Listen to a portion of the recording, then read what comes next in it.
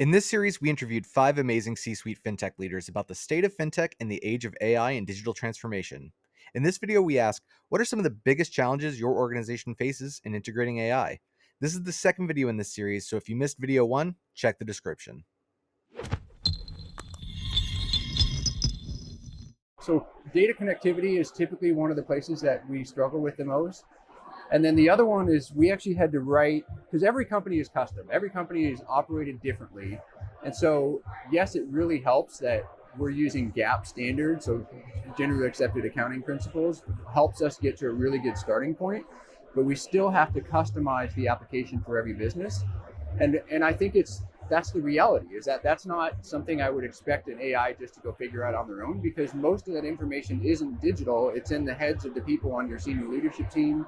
It's in the heads of the business analysts, and that's okay. So what we're doing is we're making it easy to take that information and make it available to the AI so that it can do its job, and then it frees your people up to go work on other stuff, the human side of the business and the execution of the business. Like if it's not already in the solution, it's a little bit difficult to add it in. So as you do add it in, make sure that you're adding it in a way that can be replaced later. So like keep it at a distance and like use APIs back and forth, because chances are there's going to be a new AI that comes out in 6 months or even less that you're going to say, I want to swap that one out and put the new one in, and you're going to do that over and over the next 5 years or so. So I would just say, keep it as a light integration that can be replaced easily.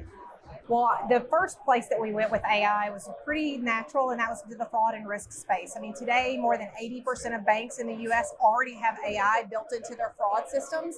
So that was an obvious first place for us. But today, as we're looking ahead, we're really looking at integrating AI across a spectrum of value-added services. So there's obviously some benefits that we're looking for internally in terms of efficiency and accuracy and productivity, but there's also a ton of benefits externally when we think about what we can do to drive better cardholder experiences, give context to things like rewards, alerts, communications. So you really see in the future that AI is threaded throughout all of our solutions and platforms. So the main challenge right now is two challenges, but the main challenge is really the cost. AI is still pretty expensive, and while many companies have invested in it, the cost of running very heavy models is still fairly steep.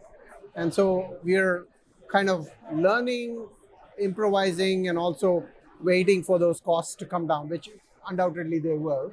The second challenge is internally, there is resistance sometimes to adopt new tools.